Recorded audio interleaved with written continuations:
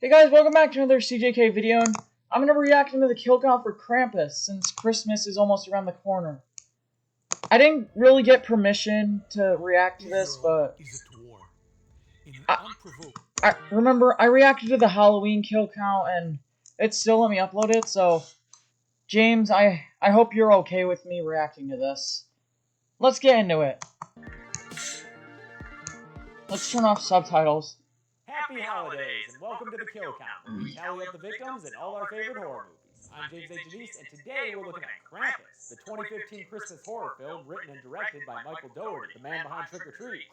Guys, I tried reacting to the Trick or Treat kill count, but I couldn't for some reason. I don't know. We're talking siblings that don't get along, been there a lot. Extended family with different politics than yours, and a living German grandma who lost her family to a demon goat. Well, okay, maybe not everyone has that last part. But hey, we're going to be doing something a little different here today, because this video is actually going to be a capture count. Because spoiler alert, that's what be happening to these people. So without further ado, let's get to the captures.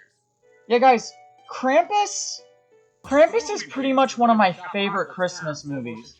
Like, I highly recommend checking it out. About how it's beginning to look a lot like Christmas. For some reason, the store has a nativity play going on. Is that what's happening here? And Max, why is it having a play? Since apparently this wise kid was telling the first graders there's no Santa Claus. Oh, dang! Tony Collette is more concerned with Max's face than the integrity of the Christmas legend. Every kid has to learn the truth someday. And his dad, jeez. played by Mr. Leslie Knope, Adam Scott, guys, don't believe that lie. Santa is real. Santa is real. Tom's German-speaking mother. She encourages Max to continue his annual tradition of writing to Santa Claus, although she does get a little weird when she talks about the spirit of giving and sacrifice. You alright there, homie? Upstairs, Max's older sister Beth is complaining to her long-token boyfriend about the impending visit. I've seen a lot of movies where a younger brother has an older sister who's obsessed with their boyfriends. I've seen that so many times. They're related through Sarah, since the matriarch of the clan is her sister Linda, played by Alison Tolman of Fargo fame. Her husband is Howard, played by there he is. Comedy World's premier loud bald guy. Sorry, Rob Corddry. Sorry, Rob Corddry. Stevie, who have been raised by Howard in a more traditionally masculine sort of way, and son Howie Jr., who's been raised in a more traditionally stare and drool sort of way. Also, they brought a dog, Rosie. Aww. A surprise inclusion at this year's festivities is Aunt Dorothy, the crotchety aunt of Sarah and Linda, played by 2.5 Men from Chad Farrell. She's got some Mrs. Mac tendencies in her. So where's the dog? I need to get married. Oh, and there's also a baby, Chrissy, who they forgot in the car. Good parenting, y'all. Right off the bat, there's some obvious cultural differences between these two families. Looks like Martha Stewart threw up in here. So you know it's about to make for a delightfully uncomfortable family dinner. As soon as the forks hit the plates, Howard starts picking on Tom for not being into football or guns, and Aunt Dorothy is critical of the Engel family's food choices. You know how this fancy food clogs my pipes. The conflict most relevant to our interests, though, is when Jordan and Stevie start picking on Max for his belief system. We know you still believe in the big fat creeper. It looks like they pickpocketed his letter. Oh, snap! By taking it out and reading it at the table. I really have no idea why none of the parents present. I know, right? They're just sitting there. They're just sitting there staring. And also the cousins themselves. Screw you, Dad does not wish we were boys. Shit hits the fan, and Max gets into another physical altercation. Oh, snap! Try talking to someone. And when it's over, he yells about missing the way things used to be and declares that now he hates Christmas. He hates Christmas. Surely a tearful, snotty mess. Tom goes to comfort him and tells Max that family is important, even family you don't get along with. Maybe it makes us work a little harder to find what we do have in common. Max is almost moved by his words, but at the last minute decides to rip up his letter to Santa Claus and toss it out the window. And with that, boys and girls, he just invited Krampus to town. Some Chucky clouds roll in and a snowstorm starts a-blowing, knocking out the power in the entire neighborhood. The next morning, Max wakes up to a white blanket of snow all over the place and a snowman in his house, 1,000 times more terrifying than Jack Frost could ever dream of. That is creepy. The man at the front door drops off a cheese basket? Yeah, brave a blizzard for that, I guess. But there's also a big sack of presents on the porch that he says he didn't bring. Oh well, might as well bring these strange packages inside, right? Did we learn nothing from Anthrax? Beth's all concerned about her. I mean, guys, texting her back. I'll upload this reaction once I get, if I get permission to, because I'm not going to upload it yet because I don't know if I'll get copyright. Hey guys, I don't know if I'll get copyright struck, so I'll just wait and see what James says, like if he lets me upload this. He's a big old Bahorn creature who's got some mad jumping skills, yo. He's great at the floor is lava. He chases I know. down the street in one of my favorite parts of the movie, since Krampus looks so freaking BA here. Beth comes across the delivery truck, only to find the driver frozen to death inside. Oh God! It would be important to us if this were a kill count, but it's not. It's a capture count. So let's carry. No!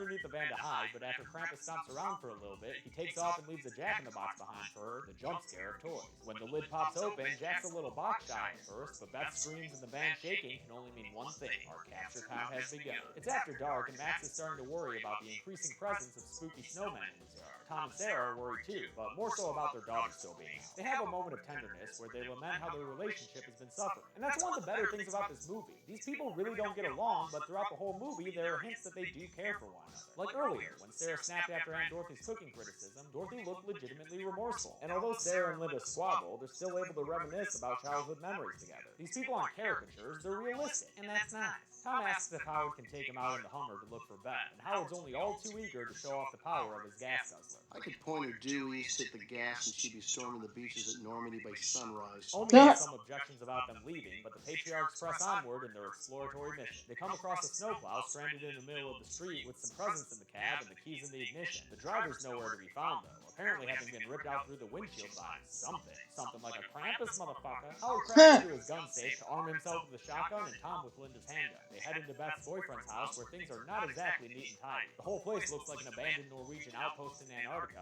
and there's even some creepy hoof marks in the snow. When they hear Beth screaming outside, they run out to find her, but while fighting their way through the snowstorm, Howard gets grabbed by something underneath the snow that whips him back and forth like he's Willow Smith's hair. Oh, God. The ground, but Tom runs back to help him. Howard says he's being bitten, but before it's too late for the champ, Tom uses his handgun and opens fire. Whammy! The gambit pays off, and the snow creature slithers away, but they're not out of the woods yet, because when Tom helps Howard limp back to the Hummer, they discover that there is no more Hummer. Hope you had Krampus insurance, Howard. They're able to make their way back home, where they see the extent of Howard's injury. The adults send the kids to the kitchen with Aunt Dorothy. Come on, guys, I'm gonna teach you how to make peppermint schnapps. Good parenting. Don't When do Tom asks that. Sammy to help in the kitchen as well, she's got a much less comical reaction, telling him to keep the fire. Ha ha ha. The adults bandage Ha, ha, ha. Howard's wounds and discuss their next plan of action. Sarah wants to head back outside for Beth, but Howard shows her the back of his hand, so she can see the frostbite since it's too cold to safely go out again. Tom decides their best bet is to hunker down with what weaponry they have and just defend the house until the weather lets up. As they turn their home into a makeshift fortress, Howard sincerely thanks Tom for saving his ass and apologizes for how he's always treated him. Thinking you're such a spineless dick all these years. Their slumber party is really Dang. bringing everyone together, and no wonder, it looks cozy as fuck. Howard offers to take first watch and let the others all sleep, but we smash cut to him snoring by the window later that night. That means everybody's conked out when a chain descends from the chimney with a little gingerbread man attached. It starts jingle jangling and wakes up Howie Jr., who would love nothing more than a midnight chimney gingerbread snack.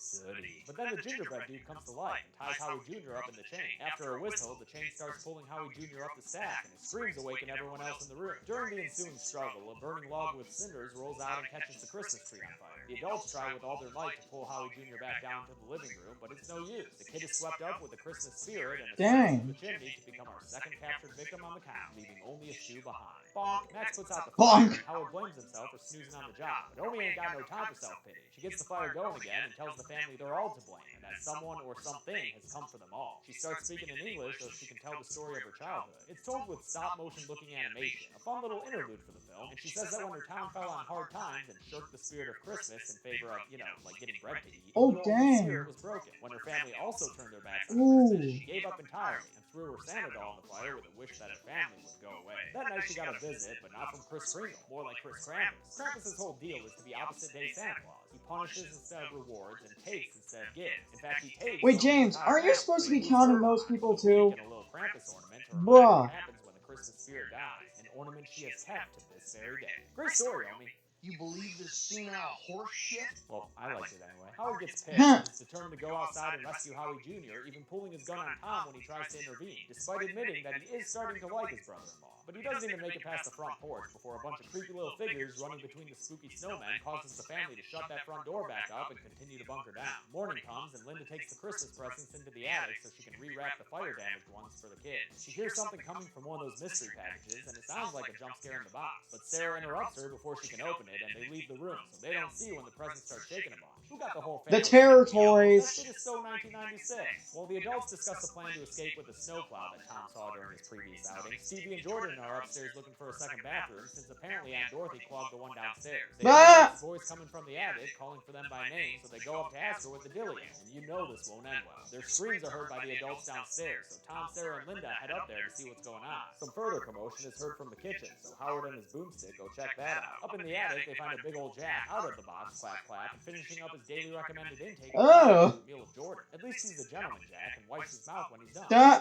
Tom shoots at Jack, but he dodges and crawls away, and while they're looking for him, they run into some more demonic Christmas decorations, like this feathery angel tree hopper who tackles Sarah to the ground, and a grizzly stuffed teddy bear who starts biting on Linda. A pretty sweet freaking robot attacks Tom, so all three of them are preoccupied as Jack tries to escape through the air vent. The angel strangles Sarah with Christmas lights and hangs her by a rafter, but when Linda sees Stevie lying on the ground, The angel is creepy and so is the bear. The bear with an icicle through the eye. Oh yeah, get him. She uses to cut Sarah down and take care of that dope-ass killer robot toy. Alas, it's too late to save Jordan from the Jack-in-the-Box, since he crawls down the air duct, completing his capture and adding another one to our list. Downstairs, Howard's been having his own misadventure with a trio of gingerbread dolls, two of whom, fun fact, are voiced by Seth Green and Justin Roiland.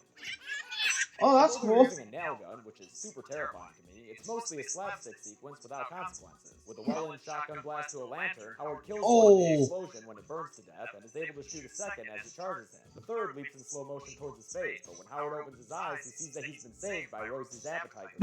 Everyone reconvenes in the living room, and after hearing Jack fiddle about in the air ducts, Max unlooses Wait, how did it not burn the dog's mouth? He was on fire. But we all know I don't count dogs on the capture count. So onward, the ceiling starts to Yeah, crack James, before why it don't you actually count begins. dogs? Jack attacks That doesn't right make in the any middle of sense. things. In fact, the whole evil toy crew is back, although not for long. Dorothy grabs the shotgun and takes care of the bear right away, and the others picture the angel for some skeet shoot practice. Before she can shoot Jack, though, they hear a noise outside, and Jack gets real excited.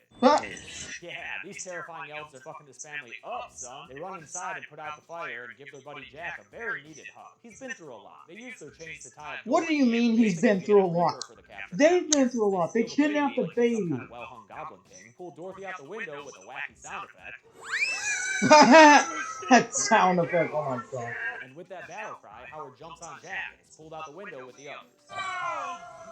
Content with their haul, the elves shuffle out the broken window, the last of them doing a nice little stage exit on his way out. That's enough for Tom, who says it's time to enact their snowplow plan. But when they all head out, Omi stays behind, telling them to be good before closing and locking the front door behind them. Max convinces his dad that they need to leave her behind so she can do her thing and face Krampus head on. She stands inside on her own and waits for Krampus to hurry his big ass down the chimney. He finally unfolds himself into the living room, and it's about damn time, mister. There's only 20 minutes left of this movie, and this is your first clear appearance. Friggin' jip of a title, if you ask me. In this version of Krampus ain't even got that much goat in him. He just looks like messed up Santa Claus with a long ass tongue. But at least he's doing his Krampus thing, meaning Omi's the next one on the capture count when he opens up his bag and tells that old lady to get in the sack. Hey ya! The remaining family members head through the snowy streets and are almost at the plow when things turn south for them. As my buddy Foundflix mentions in his great video on this movie that you should totally watch, it almost feels like they ran out of time here since everyone else drops pretty quickly. Tom is encircled by the snow-burrowed creature from earlier and gets pulled underground and taken away. Linda's the next victim, and although she manages to pass off Stevie before it's too late, she is also pulled underground and captured. Finally, Sarah is able to put the kid safely in the snowplow and tell her son she loves him before she drops and is pulled under the snow as well. Max tries to start the snowplow, acting like you know how to drive and shit, but since he's out, the truck goes nowhere. And you're 10 years old, kid. That steals away Stevie from the passenger side of the cab. I'm just counting this as her capture, even though we'll see more of her in a second. Because look at that, she's clearly captured. Max is left alone by the elves and gets a visit from the Jolly Holly Horror Show himself, who gives him a Krampus ornament and disappears. He's got good branding. Krampus ornaments all over the place. Max follows Stevie screaming through the snow to find this topsy-turvy Krampus festival going on. I guess once a year they throw this party here in town. Max yells out to Krampus, who turns towards him and, wait, why is your mouth open, dude? You look real dumb. When Max tries to return the ornament gift to Krampus, he does look dumb. It just sinks into the ground, and then a giant-ass hellhole opens up in front of him. Nice going, Max. He climbs up to face Krampus and his gaping maw head on, pleading once more for Krampus to show some pity and let Stevie go, even shedding a tear for added pathos. It almost appears to work, but then Krampus is like, nah, and leads his elves in a round of laughter. They toss Stevie into the hole, which is all sorts of scary, and then Krampus picks Max up by the frickin' head and holds him over the hell pit too. Max gives one last apology. I just wanted Christmas to be like it used to be. But Krampus's justice is as stubborn as his lockjaw, so he drops Max into the hole, completing our capture count with a nice round dozen. Hey, look on the bright side, Max. At least you don't also have a chest burster popping out right now. And then Max wakes up. Holy crap, was that whole thing just a dream? I mean, I feel like the whole capture count conceit kind of spoils it, so, you know, it's not. Even though it seems like everything is okay, with a Christmas morning full of warm family hugs. Aww. The mood is pretty spoiled. I mean, guys, I saw an alternate ending where he sees the bell, but no one seems to, like, notice the bell, and it seems to actually have been a dream. I don't know. Also makes them all remember what happened to them, because they're left looking stunned and absolutely silent as the camera zooms out to reveal that they're inside a snow globe, St. Elsewhere style, and that their little globe is just one of many in Krampus' workshop. The movie ends with a sinister-like jump scare of all the evil toys. So love your family. And the Or else elves. you'll wind up in a frickin' snow globe, and then before you know it, a dying billionaire will drop you on the floor and break you. But enough about sleds and shit. Let's get to the numbers. Fuck. They better make a sequel because this movie was 12 people were awesome. captured in Krampus, more captures than we've ever counted before. Whoa, a lot Of of those female. captured, 4 were male and 8 were female, an unheard of 2-to-1 ratio in favor of the ladies. Wow, more Over time, females. 7 minutes, that winds up being a capture on Again. average about every 8 minutes. I'll give the golden Santa sack for coolest capture to Jordan. Her character didn't get to do too much, but she did get swallowed whole by a frickin' clown. So that's fun. Sour candy cane for lamest capture goes to Aunt Dorothy, because I think that sound effect they used was real dumb. And that's it. Krampus was released in 2015 and has been one of the most requested movies on this channel, so I hope you all enjoyed my Christmas gift. We've got one more kill count left this year, New Year's Eve on Friday, but until then, I'm James A. Janice. This has been the capture count. Thanks a lot for watching. Alright guys, I really hope you enjoyed this reaction video, so I'll see you in the next one. Bye!